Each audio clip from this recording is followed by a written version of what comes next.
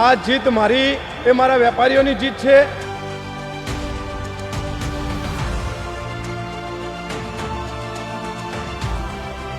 મને full support રહ્યો અને હું ભવિષ્યમાં સારું એવું કામ કરીશ એવી હું બાંયધરી આપું છું।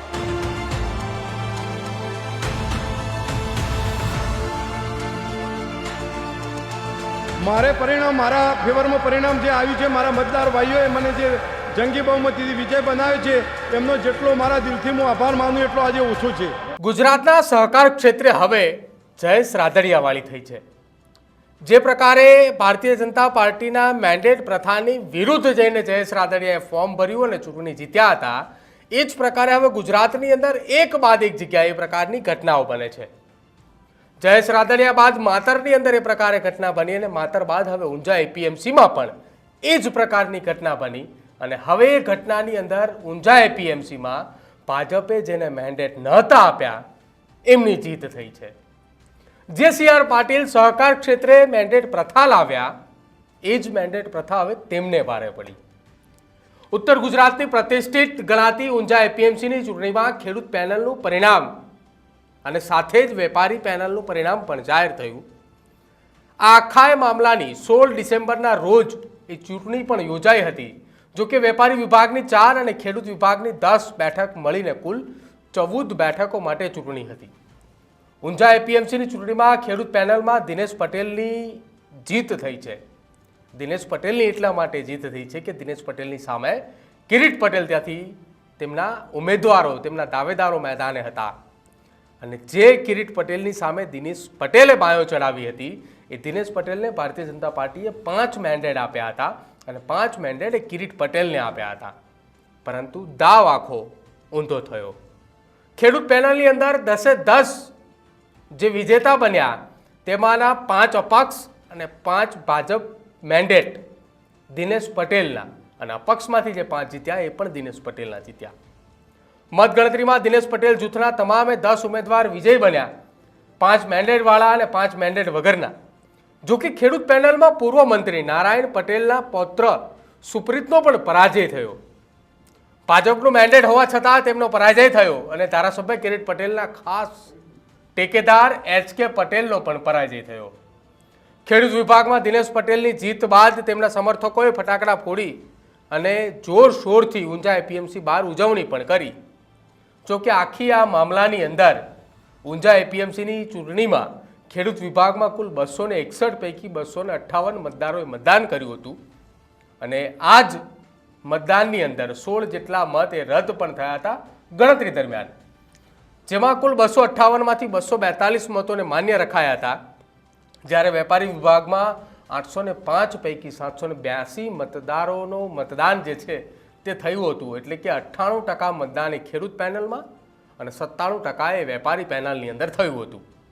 આ ચૂંટણીમાં બંને વિભાગોમાં ભાજપ દ્વારા મેન્ડેટ આપવામાં આવ્યા હતા, પરંતુ બંને તરફ દિનેશ પટેલનો દબદબો યથાવત જોવા મળ્યો। શું કહ્યું એ જીતેલા ઉમેદવારોએ એ પણ એકવાર સાંભળો। આ જીત મારી એ મારા વેપારીઓની જીત છે। સદાય માટે હું વેપારીઓના પ્રશ્ન માટે ઊભો રહ્યો હતો અને કાયમ માટે કોઈ બી પ્રશ્ન છે તો વેપારીઓના પડખે રહેવા માટે હું ઉમેદવારી કરી હતી અને કાયમ માટે જે લાયસન્સદાર વેપારીઓ બધા છે એમના પડખે રહીશ।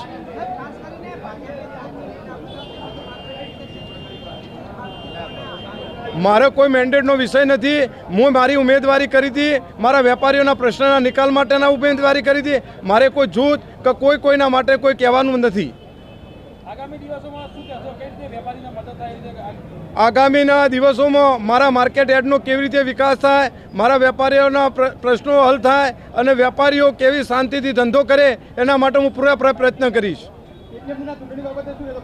મારે પરિણામ મારા ફેવરમાં પરિણામ જે આવ્યું છે, મારા મતદાર ભાઈઓએ મને જે જંગી બહુમતીથી વિજય બનાવ્યો છે એમનો જેટલો મારા દિલથી હું આભાર માનું એટલો આજે ઓછો છે।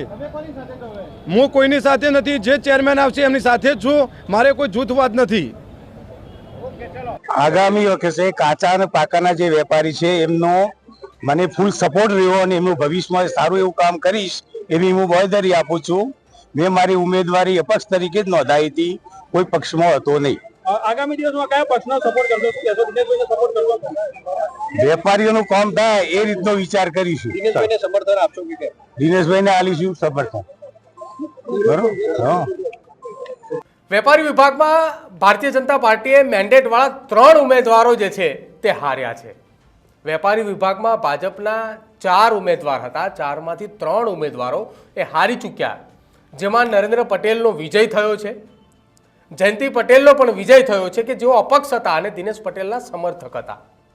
વિષ્ણુ પટેલનો પણ વિજય થયો છે કે જેઓ ભાજપ મેન્ડેટમાંથી હતા, અને અમૃત પટેલનો વિજય થયો કે જે અપક્ષની અંદરથી વેપારી પેનલમાં હતા અને તે દિનેશ પટેલના સમર્થક પણ હતા. 2 અપક્ષ એટલે કે દિનેશ પટેલ પૂર્વ ચેરમેન ઊંઝા એપીએમસીના સમર્થકમાં હતા, એક કોંગ્રેસ સાથે સંકળાયેલા અને એક ભાજપ મેન્ડેટવાળા વેપારી પેનલની અંદર આ ઉમેદવારોનો વિજય થયો. જો કે હવે ખેડૂત વિભાગની જ્યારે વાત કરવામાં આવે ત્યારે ખેડૂતની વિભાગની અંદર 5 હાર્યા બાદ વેપારી વિભાગની અંદર 3 ભાજપ ઉમેદવારોની કારમી હાર થઈ. એક તરફ 5 ઉમેદવારોની એ ખેડૂત પેનલમાં હાર થઈ અને 3 ઉમેદવારોની એ વેપારી પેનલમાં પણ હાર થઈ. જો કે આખી આ મામલાની અંદર, આખી આ એપીએમસીની ચૂંટણીની અંદર એક વ્યક્તિનો દબદબો જોવા મળ્યો અને દબદબો હતો દિનેશ પટેલનો. જે પ્રકારે જયેશ રાદડિયાનો દબદબો જોવા મળ્યો હતો એ જ પ્રકારે દબદબો આ દિનેશ પટેલનો પણ જોવા મળ્યો. અને દિનેશ પટેલ જૂથના એ તમામ 10 ઉમેદવાર ખેડૂત પેનલની અંદર વિજય પણ બન્યા, વેપારી પેનલની અંદર 2 ઉમેદવાર પણ તેમના વિજય બન્યા. એટલે કે આ 14 સીટોની જે 14 બેઠકો માટેની જે ચૂંટણી હતી એ ચૂંટણીમાં કુલ 12 જેટલા ઉમેદવારો દિનેશ પટેલના જૂથના એ જીત મેળવી છે. ભાજપે જો કે 5 મેન્ડેટ એ દિનેશ પટેલને આપ્યા હતા, એ તમામ ઉમેદવારો પણ જીતી આવ્યા છે. જો કે આ તમામ ઉમેદવારોએ જીતની સાથે પોતાનો વિજય સરઘસ પણ કાઢ્યું હતું.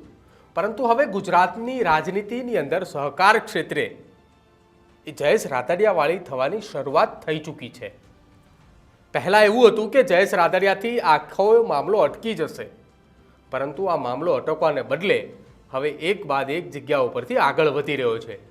સૌરાષ્ટ્રથી શરૂ થયા બાદ મધ્ય ગુજરાત અને મધ્ય ગુજરાતથી હવે સીધું ઉત્તર ગુજરાત તરફ આખે રાજકારણની અંદર એટલે કે સહકાર ક્ષેત્રે પોતાનું ધાર્યું કરવું, મેન્ડેટ પ્રથાની વિરોધમાં જવું, આ સિલસિલો શરૂ થયો છે. શું લાગી રહ્યું છે આપને? હજુ પણ જો આગામી સમયની અંદર સૌરાષ્ટ્ર અને ઉત્તર ગુજરાતની અંદર અનેક જગ્યા ઉપર સહકાર ક્ષેત્રે ચૂંટણી થવાની છે, તો એ ચૂંટણીની અંદર આ જ પ્રકારની પરિસ્થિતિ જોવા મળશે કે મેન્ડેટ પ્રથાની વિરુદ્ધ જઈને ભાજપ સામે ભાયો ચડાવી અને જીતનો જશન કરવો. શું માનવું છે આપનું એ અમારા કમેન્ટ સેક્શનની અંદર જરૂર જણાવજો. અમારી ચેનલ ન્યૂઝ રૂમમાં આપ આજે જ લાઇક કરજો, શેર કરજો અને સબસ્ક્રાઇબ કરવાનું ભૂલતા નહીં. નમસ્કાર.